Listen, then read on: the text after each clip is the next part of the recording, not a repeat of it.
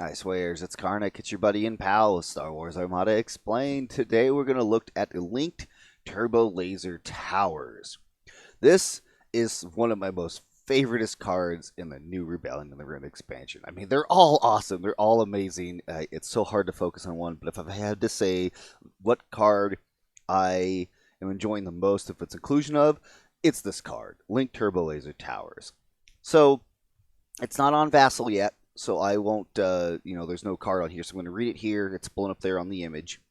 It's going to be represented by this face-down card right here, just to have a backing of the Turbolaser symbol on here. So Linked Turbolaser Towers, it is equips to the Turbolaser slot, which you can see in the bottom left-hand corner of the card. It costs 7 points. It is not unique. It means you can bring as many of them as you have the ability that you own and can equip into any ship that has a Turbolaser slot. You may re-roll, and I should specify that you can only equip one upgrade card of each type. Even if you have like double Turbolaser, you can't bring double linked Turbolaser towers. Just want to make sure I'm being clear on that. The card text reads, "You may re-roll one red die in your attack pool." That's simple enough, and doesn't really need much explanation. Essentially, any time you're attacking with red dice, whether that be from ship to ship or ship to squadrons, you can re-roll one red die in your attack pool. That's pretty much that part. There's no other crazy things going on there. Now it's the second part though. We're gonna dig into some of the wording and some of the little neat interactions you can do with this. While attacking the first squadron during your activation, you may add 2 die of any color to your attack pool. If you do, you cannot declare additional squadron attacks for this attack. So, a lot to chew in here. So it's going to require me to kind of establish some setup to talk about, and I'm going to try to stay focused on explaining each in turn. But there definitely a lot of people have questions on about what all this means. So let's start at the top. While attacking, so obviously it's during your attack step for a ship, and you're deciding that, hey, I want to attack some squadrons. Now, it says while attacking the first squadron during your activation. So for this part, it is during that ship's activation when you're actually activating it. So this card can't be used, the second part can't be used, like, for example, in conjunction with quad laser turrets. Because even though your ship is technically doing a semi-activation while activating to do the quad laser turrets, it is not that ship's activation. You are not activating it. Again, that's where that part during your activation means. It's during that ship's activation is when you can trigger this card's effect. The reroll you can do anytime. Okay, the reroll is for any attack, whether it be attacks, counters, etc. If you have somebody like Callus or Draven who can add red dice into your attack pool. Now again, back to while attacking the first squadron. So you can shoot another ship and not have to immediately make a decision about this. Shooting ships is fine. It's just that if you are looking down at squadrons and you're wanting to shoot squadrons, the very first squadron you shoot at is when you have to decide if you're using this card, okay? Because if you do, you are taking your entire attack, because typically with the attacks of flak is you target all squadrons in your range and arc, and you attack all of them with one of your ship's attacks. You flak at each. But this is saying specifically, you can only target the first squadron you shoot at, period. And if you do, you cannot declare additional squadron targets for this attack. Now, note that it says you cannot declare additional squadron targets. It doesn't mean that you can't attack them in the future with other cards. You just can't declare additional targets. So you're not attacking them. It's not invalidating them to be attacked in the future. It's just saying, you can't shoot anything else if you decide to use LTT's ability on the one squad. And what, again, is LTT's ability is you may add 2 dice of any color to your attack pool. So this can combination pretty greatly with Concentrate Fire, Because remember, you can only add a die that you already have in your attack pool of Concentrate Fire. So that's a good way to throw some blacks in there. And if you want to also Concentrate Fire and some additional dice to really, really nuke the one squadron that you hate, the Merrick Steels, the Morikis, the Gold Squadron, the 10 Nub. This is great for just nuking down those squadrons that are causing you so much grief that you don't no longer then have to worry about. And actually gives ships a way to fight squadrons now and then still have a benefit with their red dice to get a reroll out of, which I think it's fantastic. It's a great card without leaning too much in the way of being overpowered in either direction in terms of anti-ship or anti-squadron, but it's not making it completely worthless to bring along if you decide to bring, because rerolls are always good. You always need rerolls in this game. So let's get back into some other aspects about this card. Actually, I should have pulled some squadrons out, but like with all things, I get ahead of myself sometimes because I just get so excited. I'm just going to spawn a bunch of Y-Wings because that's fine. Perfect. So in the sense of, let's say that this is a Nebulon B.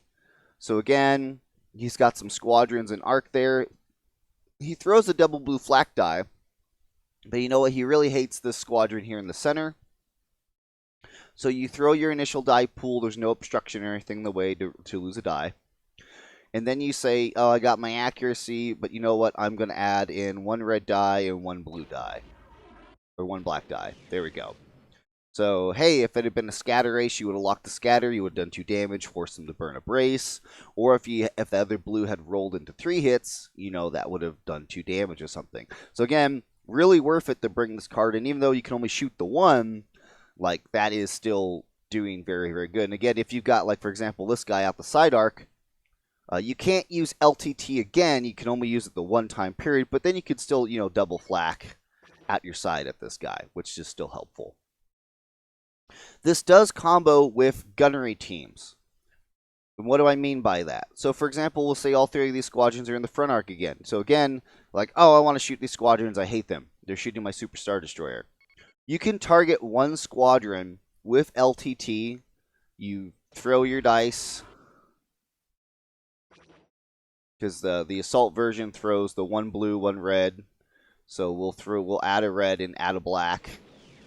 Okay, and then, hey, you've got LTT to re-roll that critical symbol into another accuracy. So if this had been, now you're dealing 2 damage to any squadron, which, hey, that's really good. It made that re-roll really beneficial, especially when something like the assault prototype, which gets the red dice on its flak, like, having this re-roll, especially on every single squadron you're attacking, is phenomenal. It combos extremely well with Annihilator.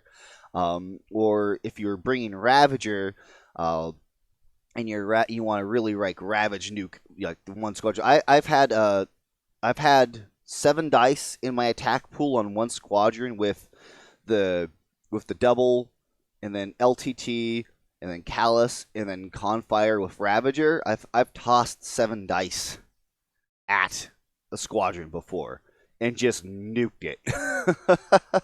So LTT is amazing for things like that. It's, I would definitely say it's worth it to get that one really annoying squadron off the board. But to get back to the example, we shoot the one squadron with LTT. Again, you have to decide its use on the very first squadron you attack. So choose carefully before you start just tossing dice out in the pool, because once you start rolling multiple attacks with squad flak, you've passed the timing of LTT, and you can't use it for any squadron attack after that. But we LTT this one squadron, great. So that sucks up one of your entire attacks, let's say, for example, of the SSD. So now you have 2 more attacks to conduct. Well, if he has gunnery teams, which it should, you can still declare to gunnery team the other 2 targets in flak range and toss your normal flak dice at them. Because again, the card only states you cannot declare additional squadron attacks for this attack. When it says this attack, it means that one attack that you made LTT on that squadron. You still have, another attack, or for the Super Star Destroyer, 2 more attacks you can do. So it is quite common to see LTT, especially if squadrons are the only things really in range, to LTT one squadron just to nuke it, and then flak everything else with the gunnery teams. You're using 2 attacks to hit squadrons, but if that's what your opponent has brought, he's brought a mass of squadrons. Sometimes, it's important to dedicate your attacks to getting rid of these annoying little flies, so especially like your SSD can go fly at other targets. Where I think you're going to see LTT all the time, though, is on Nebulons, the escort Nebulons, because it's just so good. Because you get your flak, you have red dice, it gets you reroll. I've been messing around with this with Yavaris, and if you thought Yavaris was a pain before, at least you could count on it, rolling blank red dice on its attack. Well, now it gets a reroll, and it's great for that. And just in general, anything that's going to have the red dice and you can equip this card is going to be, like I said, a Superstar Destroyer, the Assault Prototype. It's great on there. But that's LTT. So again, for any of your attacks you ever make, you can reroll 1 red die. When you attack the first squadron during your ship's initial activation, you can add 2 die of any color to your attack pool. And if you do that, you can't attack any other squadrons with that attack. So that's LTT in a nutshell. I do want to point out that if you are using something like LTT and gunnery teams, and if you have the ability to bring something like ordnance pods, remember that the ability of gunnery team still supersedes everything. You cannot attack multiple targets from the same hull zone. That activation, you can attack from the same hull zone more than once per activation. That hull zone cannot target the same ship or squadron more than once during that activation. So remember, keep that in mind with things like ordnance pods or other abilities that are allowing you to attack with an additional attack later. You make sure that you're not like overlapping your attacks on accident. Remember, gunnery teams, it's a cannot, so that's an absolute. Unless you are running like the objective advanced gunnery, as long as you put that on a ship that doesn't have gunnery teams, you can hit a same target multiple times. Anyway, I think I've gone on enough about this card. I think that you can see just how good it is. And again, I love it on Archidans. I love them on Nebulons, Assault Frigates. It's so good on so many things, especially if you build around it. That's it. I appreciate you guys watching. Of course, if you feel like I missed anything or got anything wrong, point it out. Let me know. Appreciate you guys watching. I'll catch you next time.